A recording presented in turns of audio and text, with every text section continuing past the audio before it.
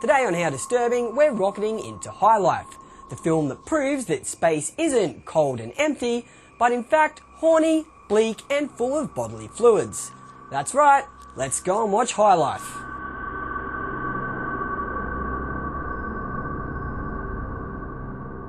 Hey, welcome back to another episode of How Disturbing. I'm your host, Billy Bogues, and as I mentioned before, today we're looking at a film called High Life.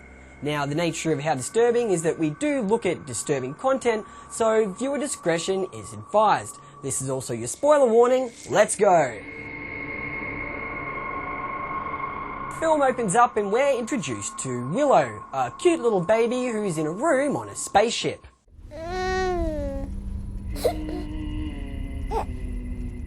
Outside is Monty.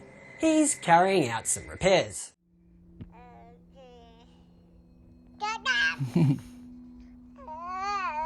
I'm here, honey. Willow gets upset and begins to cry, distracting Monty, causing him to lose one of his tools.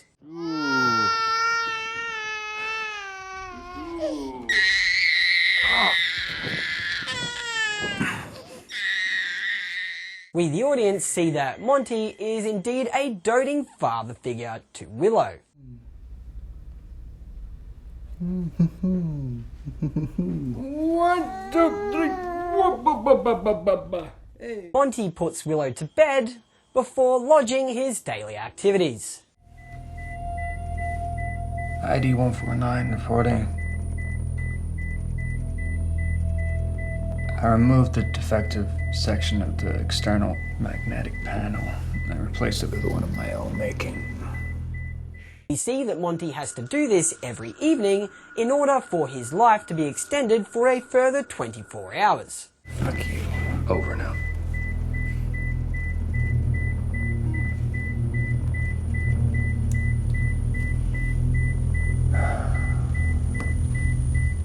As mentioned in his logs, Monty has decided to jettison all of the unnecessary cargo. To save electric energy, I've decided to jettison everything that's unnecessary. This apparently includes the dead body of all of his former shipmates.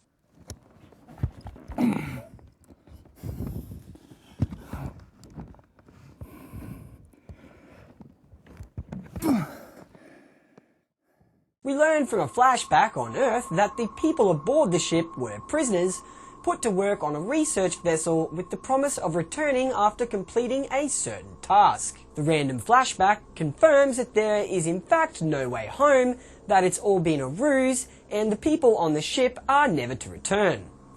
Unbeknownst to them. I mean, they're not being told the truth about... About what? that they will never come back. We can't even contact them. Okay, flashback to what I've figured out is approximately a year and a half ago, because we're going to meet Bogues.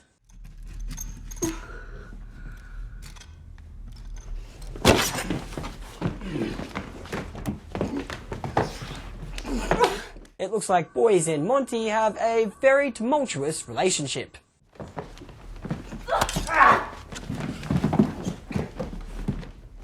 Surely that can't get any weirder. At that point, we'd only left the solar system for 3 years. Almost all of us were still alive. Constant acceleration creates artificial gravity, freeing us from the discomfort of weightlessness. Okay, so it can get weirder.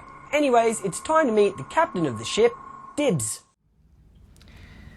When I first saw you, you were a filthy little crackhead. Now look at you. Fine specimen. It seems as though Dibs has the goal of getting one of the women on the ship to conceive a child, and it also seems apparent that Bogues thinks Dibs is a f***ing moron. Don't you realize nothing is ever gonna grow inside of us? Oh! Behavior! F*** off! The crew are forbidden from getting down and dirty with one another, so instead, Dibs collects baby batter splatter from the male crew, and in return, they get some kind of euphoric drug.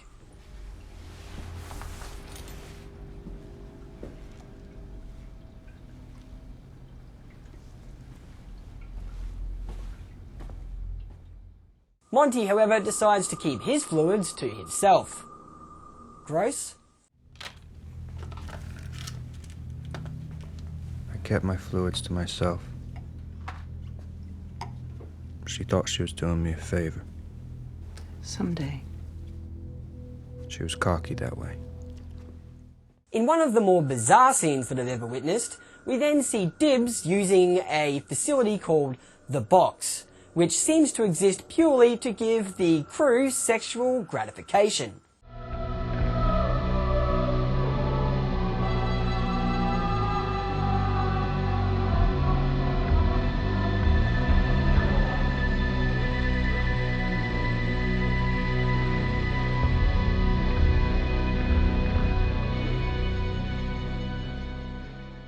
And it looks like Dibs really pushed that machine to its limits.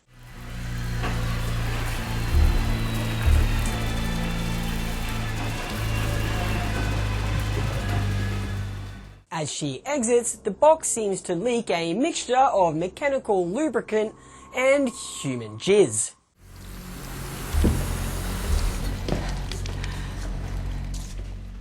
Well, that was f***ing disgusting. Anyways, we learn from Marty's narration that the crew has actually been tasked with harnessing the energy from a black hole if they wish to return home. This is the main goal of our mission. Our Class 1 suicide ride. To check if we could capture a black hole's rotating energy. And we, heroes, would provide humanity with almost boundless resources. Does that make sense? Are you following this? Fuck, man. After some time, it looks like Dibs' experiments were at least beginning to work, because one of the crew members actually gives birth. Unfortunately though, the baby dies.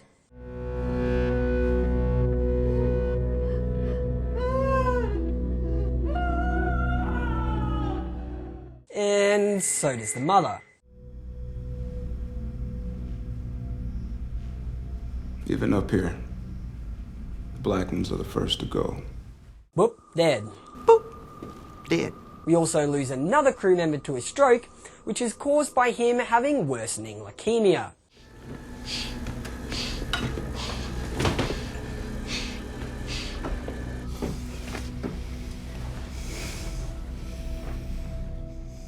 Boop. Dead. Some more time elapses and one of the random male crew members attempts to sexually assault boys. You can tell he's a bad guy because of the neck tats.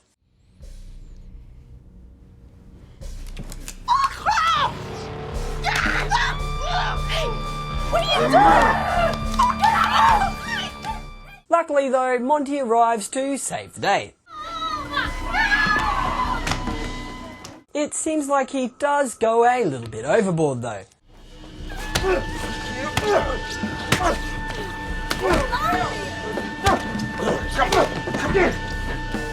Come on, take these off.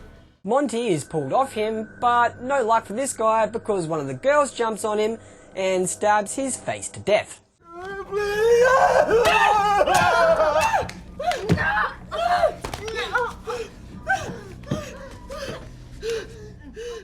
Boop.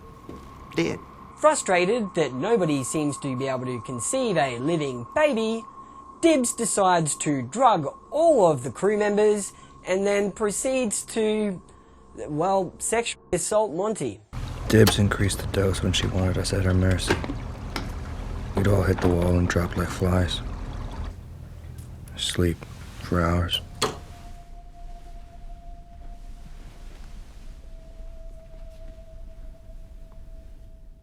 In a scene I'm almost certainly not going to be able to show, Dibs then excretes Monty's jizz and redistributes it into boys.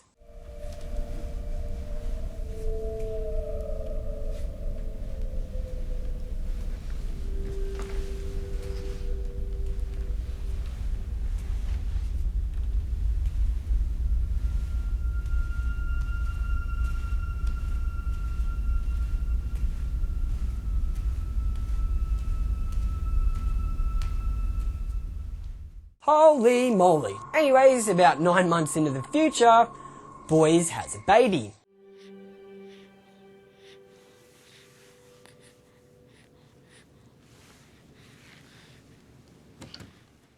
Dibs, however, predictably takes over all the mothering duties.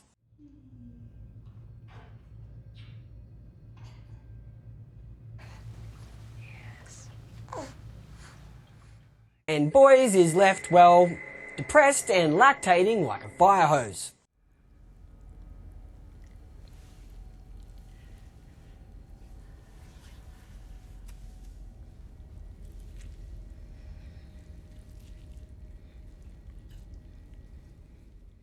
Eventually, the entire crew approach a black hole, which, if you remember, they need to harness the energy from in order to be allowed back to Earth. Except they're not coming back. It's a trick.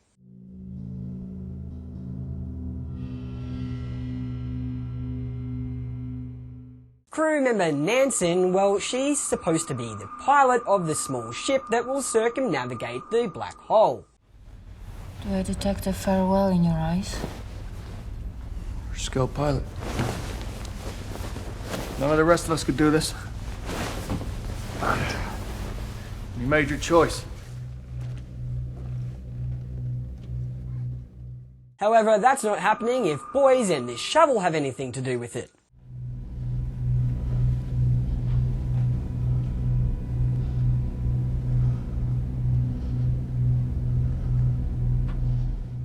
Bogues hijacks the aircraft and attempts to circumnavigate the black hole. Man, this bitch is crazy. But shit goes down, she fucks up and ends up getting spaghettified, which is a real word.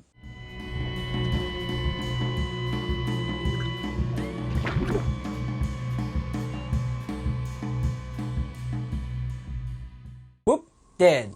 Boop. Dead. The third last remaining crew member, for some reason, then attempts to kill Dibs. However, no such luck, because just like before, Monty to the rescue.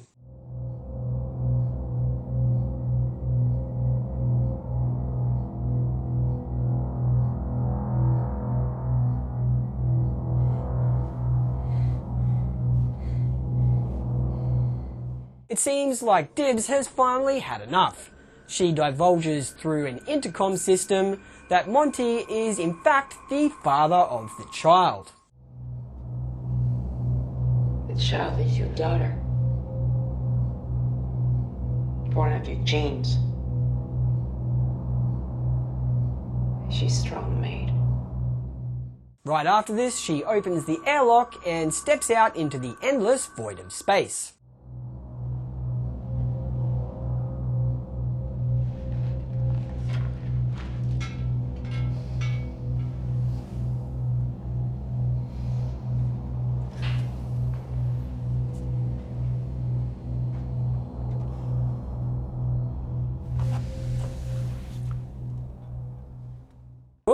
Dead. Boop. Dead. Monty, once celibate and detached, becomes dedicated and nurturing.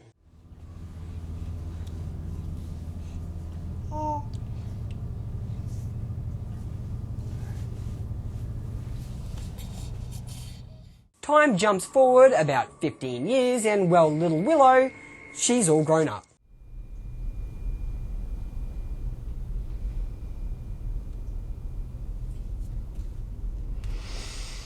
Randomly, the two come into vicinity of another prisoner ship just like theirs. Looks like ours. It's the same. It's the same ship. They manage a challenging maneuver and manage to dock with their other ship.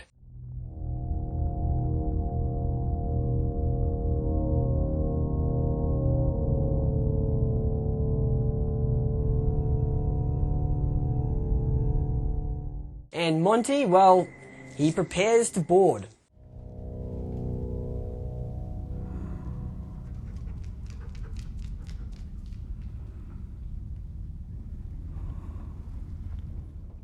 However, after this attempted boarding, they soon discover that there are no more living human members on the ship, and it has in fact been overrun by dogs who are surviving by eating one another.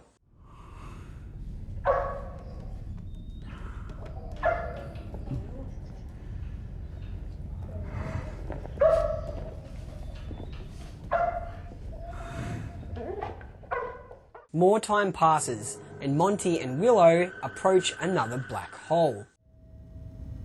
Looks like a crocodile's eye. More like a mouth that wants to swallow us up. The two prepare the pilot ship for circumnavigation. I'm sad that you deleted all your data. Even your prison records. You might have been thugs and criminals, but you're heroes to me. Willow is optimistic that everything's going to work and that they will return home soon after. Monty, however, is not so much. All be destroyed by the firewall once the ship gets sucked into the black hole anyway. There is no firewall. I know it. We'll make it through. The father and daughter share one last moment of connection.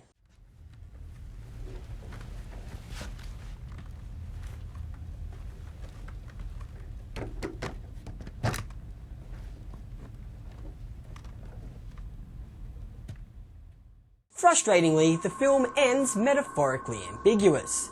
We see an orange light enveloping the screen and, well,